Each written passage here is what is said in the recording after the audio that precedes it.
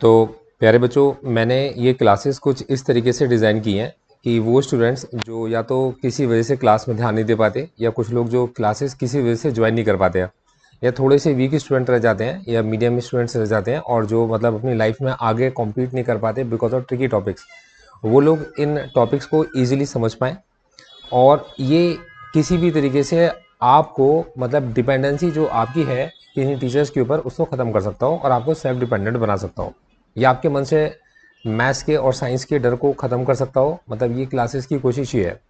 एक भी जगह पर हम आपको कहीं पे मतलब प्रोवोक या मोटिवेट करने की कोशिश नहीं करेंगे। मैं आपको हमेशा गाइड करने की कोशिश करूंगा, और ये आपके लिए फ्री ऑफ कॉस्ट है।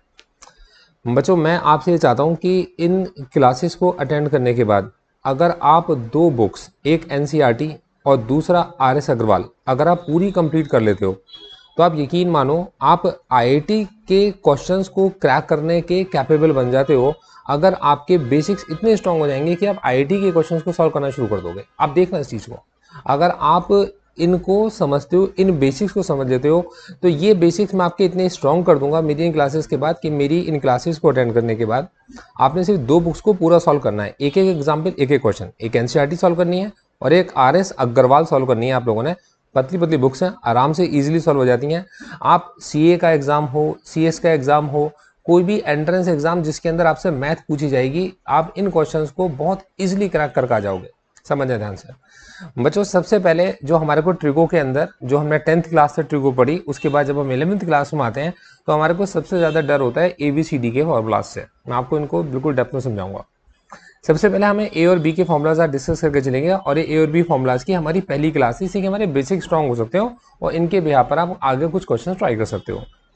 तो बच्चों, सबसे पहले हमारे को साइन ए प्लस बी के बारे में समझना चाहिए। देखो, साइन इतना मिलजुल के चलने वाले लोगों में से होता है, मतलब साइन की एक खासियत है कि इतना मिलजुल के चलने वाले लोगों में से है कि साइन के साथ अगर ए प्लस बी लिखा है तो साइन पहले खुद ए लेगा, कॉस को बी दे देगा, और फिर उसके बाद अगर प्लस साइन है तो प्लस साइन रहेगा, कॉस को ए देगा और साइन को खुद बी ले लेगा। मतलब साइन क्या करेगा, पहले खुद ए लेता है, कॉस को बी देता है, अगर पॉजिटिव है तो पॉजिटिव, फिर कॉस को ए और साइन को बी मिल जाता है। In the same way sine अगर ए माइनस बी होगा तो साइन पहले ए आता है, फिर कॉस बी आता है, और माइनस साइन है तो माइनस साइन आ गया, माइनस का कॉस से साइन बी होता है। इजिली आप साइन ए प्लस बी की ब्रैकेट को खोल सकते हो। अब बच्चे इसके अंदर साइन ए प्लस बी की ब्रैकेट को गलती क्या करते हैं, साइन ए प्लस साइन बी लिख देते हैं, जो कि मतलब मल्टीप्लाई नहीं है। साइन के अंदर एक एंगल को बाइफरकेट किया है, मतलब दो पार्ट्स में डिवाइड किया है। इसको आप खुद भी मतलब अगर आप समझोगे तो आप इसे ऐसे समझो कि अगर साइन 60 डिग्री है तो अगर आप साइन 60 को साइन 30 प्लस साइन 30 अगर लिख दोगे तो साइन 60 तो नहीं बन जाएगा ना आपका। फिर साइन 30 की जो वैल्यू 1/2 है, एक और साइन 30 की वैल्यू 1/2 है ना। अब आप समझ रहे ध्यान से जो मैं कहना चाह रहा हूँ। अब आप साइन 60 की वैल्यू देखेंगे तो वो √3/2 है। भाई 1 और 1 मिलकर तो √3/2 नहीं बना सकते ना। तो इन द सेम में बच्चों, साइन ए प्लस बी का मतलब है कि आपको इसको एक्सपेंड करना है, तो ये साइन का एक्सपेंशन है। तो साइन ए प्लस बी का एक्सपेंशन है, साइन के बाद साइन ए और कॉस के बाद बी, फिर प्लस साइन है तो प्लस, कॉस के बाद ए और साइन के पास बी चला जाएगा। क्लियर है, इजी है। माइनस साइन है तो साइन के साथ साइन ए और कॉस बी, और माइनस साइन लगा दिया आपने, कॉस ए और साइन बी। अब कॉस के केस में इसका उल्टा चलता है। कॉस बड़ा मतलब ही है। कॉस क्या करेगा, कॉस के साथ अगर ए प्लस बी है तो पहले खुद ही ए लेगा, खुद ही बी लेगा, खुद पॉजिटिव है तो नेगेटिव देगा, और खुद नेगेटिव है तो तुरंत आपके इसमें पॉजिटिव बन जाएगा। क्या करता है ये कॉस खुद ए लेगा, कॉस ए कॉस बी, अगर पॉजिटिव साइन है तो नेगेटिव बना देगा, साइन ए साइन बी। यहाँ तक का क्लियर है। कॉस ए माइनस बी के अंदर cos A cos B, minus sign को हटा दोगे तो यह बन जाएगा प्लस साइन ए साइन बी। मतलब कॉस के अंदर ये चीज उल्टी चलती है, साइन के अंदर ये चीज सीधी सीधी चलती है। तो ये ए और बी के बड़े सिंपल से फॉर्मुलाज हैं, ये आपको क्लियर हो गए होंगे और आप इसे कभी भूलोगे भी नहीं, कंफ्यूजन भी नहीं रहेगा, डर भी नहीं रहेगा कि कहाँ पॉजिटिव के साथ नेगेटिव आना है, कहाँ नेगेटिव के साथ पॉजिटिव आना है। साइन के केस में पॉजिटिव की जगह पर पॉजिटिव आएगा, नेगेटिव की जगह नेगेटिव आएगा। कॉस के केस में कॉस कॉस साथ आएंगे, साइन साइन साथ आएंगे, और पॉजिटिव की जगह नेगेटिव और नेगेटिव की जगह पॉजिटिव आएगा। बस ये इतना सा रूल हमारे को साइन और कॉस के ए और बी फॉर्मुलाज के लिए याद रखना है, याद रहेगा। अब इनके कुछ कॉम्बिनेशन समझो। अगर मैं इस साइन ए प्लस बी में एक साइन ए माइनस बी, इन दोनों को प्लस कर देता हूं, तो मैंने क्या करा, साइन ए प्लस बी में अगर साइन ए माइनस बी को प्लस कर दिया तो क्या होगा, देखो ये positive cos A sine B और माइनस का कॉस ए साइन बी आपस में कट जाएंगे, और हाँ यहाँ आपके पास साइन ए कॉस बी दो बार आ गया, मतलब 2 साइन ए कॉस बी बन गया। तो मतलब साइन ए प्लस बी के अंदर साइन ए माइनस बी के अंदर जब इनको ऐड किया जाएगा साइन ए प्लस बी और साइन ए माइनस बी लिखा जाएगा तो इसका आंसर आपका 2 साइन ए कॉस बी आएगा। अब इसका इंपॉर्टेंट मतलब रूल क्या है, देखो क्या होता है जब आप 12th क्लास में जाते हो तो 12th क्लास में आपको साइन ए, जब आप इंटीग्रेशन करने के लिए जाते हो तो वहां पर आपको ना इस खाली साइन ए कॉस बी को ब्रेक करना होता है। आपको साइन ए कॉस बी दिया जाएगा, अब आप उसे कैसे ब्रेक करते हो, आपको साइन ए कॉस बी अगर लिखा है तो ये बेसिकली साइन ए प्लस बी और साइन ए माइनस बी फंक्शंस को ऐड करके 2 से डिवाइड करके बना होगा। और ये हम लोगों ने देख लिया ऐसा बना क्यों है।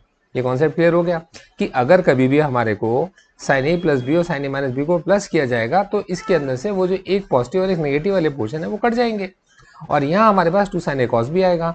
खाली साइन ए कॉस बी लिखा होगा तो ये वाला 2 इस साइन ए प्लस बी और साइन ए माइनस बी के नीचे डिवाइड में चला जाएगा। साइन ए कॉस बी हमारा साइन ए प्लस बी प्लस साइन ए माइनस बी अपॉन में 2 बन जाएगा। ये कॉन्सेप्ट आपको बच्चों क्लियर हो गया।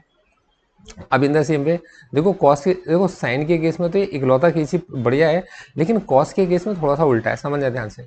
अगर मैं इन दोनों को प्लस करूंगा तो कॉस का रिजल्ट आएगा और अगर मैं इन दोनों को माइनस करूंगा तो नेगेटिव साइन का रिजल्ट आएगा और अगर उल्टा माइनस कर दूंगा तो मेरे पास साइन का रिजल्ट आएगा। तो बेसिकली क्या है कि हम ये चाहते हैं कि साइन के अंदर तो कॉस और साइन दोनों आते हैं, है ना। इन द सेम वे अगर मेरे को केवल कॉस के रिजल्ट्स को यूज करना है तो मैं क्या करूंगा, कॉस वाले फंक्शंस को प्लस करूंगा और अगर मुझे साइन को यूज करना है तो मैं कॉस वाले फंक्शंस को माइनस करूंगा। करके देखता हूं क्या होगा। तो देखो क्या होगा बच्चों, हमारे पास कॉस ए प्लस बी के अंदर अगर आप कॉस ए माइनस बी को प्लस करोगे तो एक नेगेटिव और एक पॉजिटिव कैंसिल आउट हो जाएंगे और कॉस ए कॉस बी हमारा 2 बार आ जाएगा, तो 2 कॉस ए कॉस बी हो गया। खाली कॉस ए कॉस बी को अगर लिखना हो कि खाली कॉस ए कॉस बी कैसे बना होगा तो खाली cos A cos B cos A plus B cos A minus B के फंक्शंस को 2 से डिवाइड करके बना होगा हमारा कॉस ए कॉस बी बना होगा। ये कॉन्सेप्ट आपको इजीली समझ में आ गया होगा, इसमें आप कभी भी नहीं फंसोगे। अब इन द सेम वे हमारे को अगर साइन का फंक्शन चाहिए तब हम क्या करेंगे, तब मैंने आपको समझाया था कि अगर आप इसको उल्टा कर देते हो, मतलब इस वाले कॉस ए माइनस बी में से अगर कॉस ए प्लस बी को आप माइनस कर दोगे तो क्या होगा, ये पॉजिटिव है माइनस का होते ये कट जाएगा और ये पॉजिटिव माइनस की वजह से ये माइनस साइन पॉजिटिव बन जाएगा और साइन भी आ जाएंगे हमारे 2 बार। दोबारा समझो, कॉस ए माइनस बी में से हम कॉस ए प्लस बी को लेफ्ट में माइनस कर रहे हैं, तो जब आप इसे लेफ्ट में माइनस करोगे तो राइट में भी माइनस ही होगा। तो जैसे कॉस ए माइनस बी में से cos A plus be left में माइनस हुआ तो राइट में क्या होगा, कॉस ए कॉस बी में से cos A cos B minus होगा जो कि कट जाएगा। और साइन बी में से अगर नेगेटिव साइन बी को माइनस करोगे तो वो पॉजिटिव बन जाएगा और ये हमारा 2 साइन बी बन जाएगा। तो ये बन गया हमारा 2 साइन बी। तो अगर किसी जगह पर साइन ए साइन बी लिखा हो तो साइन ए साइन बी क्या होगा, बेसिकली ये 2 फंक्शंस कॉस के माइनस करके कॉस ए माइनस बी और कॉस ए प्लस बी को माइनस करके 2 से डिवाइड करके बना होगा साइन ए साइन बी। ईजी है, समझ में आ गया। अब ये चीज़ अगर आपके पास में हमसे कहते हैं कि भाई tan a प्लस बी और tan a माइनस बी में क्या होगा, तो बच्चों देखो इसको आप बड़े आराम से याद रखो। tan a प्लस बी का जो एक्सपेंशन होता है बड़ा प्यारा है और आगे यूज भी आएगा इसका, मैं बताऊंगा आपको।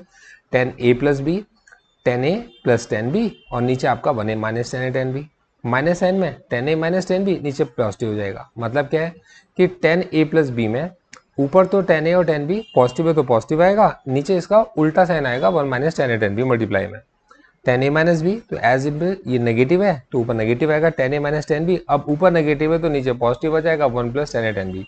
तो ये इतने से कॉन्सेप्ट हैं ए और बी के। तो मेरे को लगता है कि ए और बी के बहुत बढ़िया कॉन्सेप्ट आपको क्लियर हो गए होंगे। अब आप सबसे पहले ना इसको इनको फॉर्मूलाज को आप उतार लो, क्योंकि अब जो क्वेश्चन मैं आपको सिखाऊंगा इन क्वेश्चन को आप ये समझो कि आप मेरी क्लास अटेंड कर रहे हो प्रॉपर। तो इसको आप पॉज करो और पॉज करके आप इन फॉर्मूलाज को सारे उतार लो, तो सारे फॉर्मूलाज की एक शीट आपकी बन जाएगी। अब इस शीट को बनाने के बाद में अब आप क्वेश्चंस को ट्राई करना शुरू करोगे। इनकेस अगर आप इन शीट्स को चाहते हो, मतलब ये शीट्स आपको दे दी जाएं, तो उसके लिए बहुत सिंपल है। नीचे आपको डिस्क्रिप्शन में एक लिंक मिलेगा, आप उस लिंक को क्लिक करोगे तो फिर आपके पास में ये शीट आपके पास आपको रिसीव हो जाएगी। अब देखिए हम आते हैं आपके पास में, नीचे आइएगा। अब हम इसके एप्लीकेशंस पे आते हैं। तो बच्चों अब इनकी ना एप्लीकेशन स्टार्ट करते हैं। अब ना एक कॉन्सेप्ट आपको थोड़ा समझना पड़ेगा।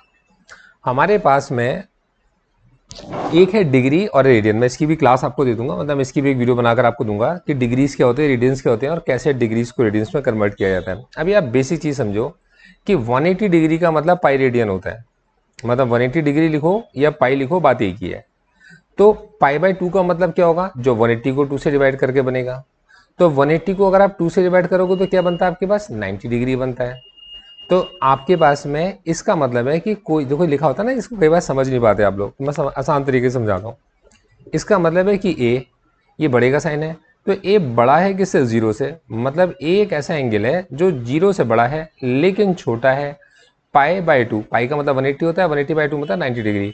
मतलब ए एक ऐसा एंगल है जो 0 डिग्री से बड़ा है और 90 डिग्री से छोटा है। आपने 10th क्लास के अंदर भी जो भी एंगल्स पढ़े थे वो 0 डिग्री, 30 डिग्री, 45 डिग्री, 60 डिग्री और 90 डिग्री, अप टू 90 डिग्री के एंगल्स ही आप लोगों ने पढ़े हैं। आगे की क्लासेस में थोड़े बड़े एंगल्स भी आते हैं, तो इवन 360 डिग्री से भी बड़े एंगल्स आपके पास में आएंगे, मैं आपको वो भी आने वाली क्लासेस में कभी आपको समझाऊंगा। तो 0 डिग्री से लेकर 90 डिग्री तक हमारे पास एक एंगल ए है। In the same way 0 degree से 90 डिग्री तक एक और एंगल हमारे पास में बी है। मतलब ए क्या है, 90 से छोटा एंगल है, बी क्या है, 90 से छोटा एंगल है, और 90 से छोटे एंगल्स को हम लोग एक्यूट एंगल्स भी बोलते हैं।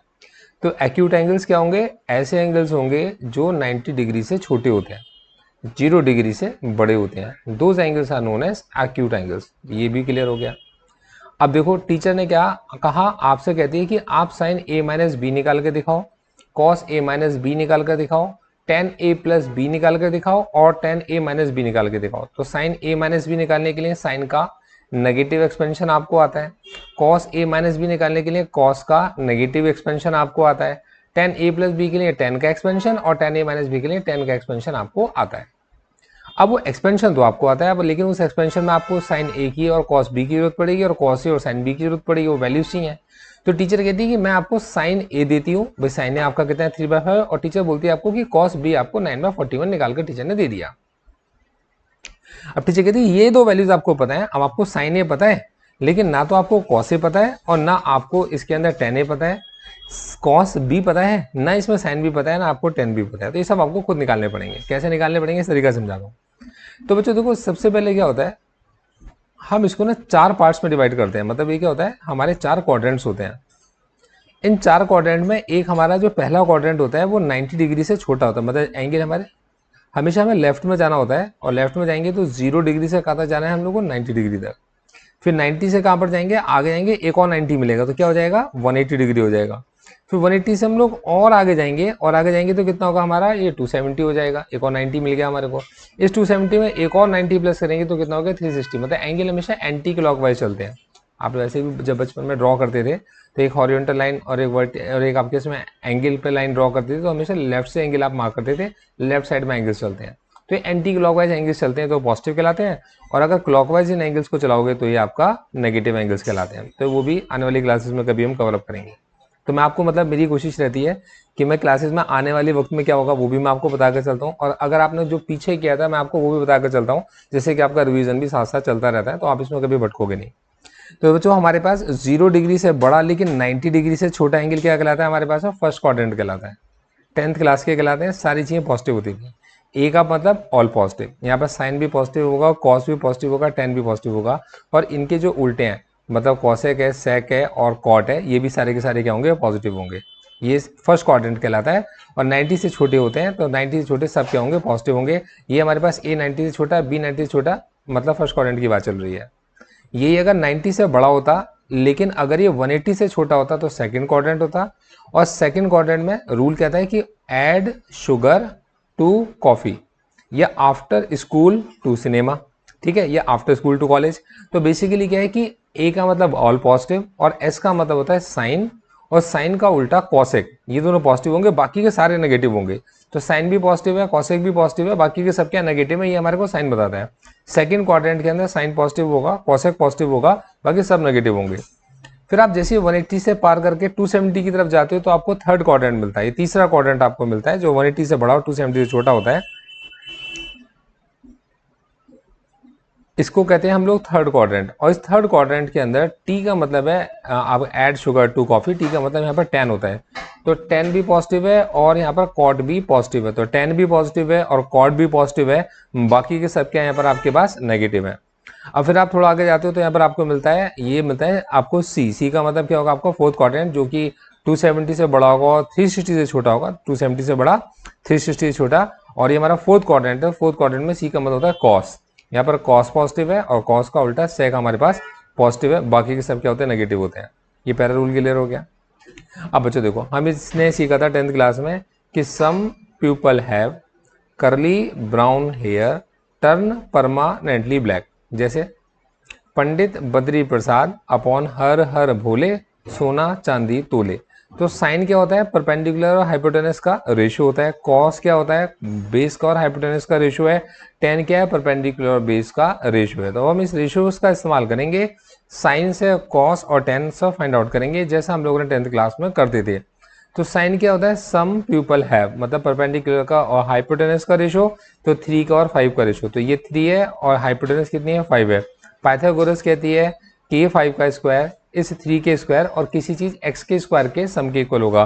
कैलकुलेट करोगे तो ये 4 निकल कर आ जाएगा। बेस आपने ढूंढा, आपने 10th क्लास में खूब ढूंढा हुआ, आपको पता है ये 4 निकल कर आ गया। थोड़ा ट्रिकी क्वेश्चन में मैं आपको कैलकुलेट करना भी बताऊंगा। कॉस क्या होता है, कर्ली ब्राउन हेयर होता है। तो कर्ली ब्राउन हेयर यहाँ पर आपको कितना गिवन है, कॉस 9/41 गिवन है।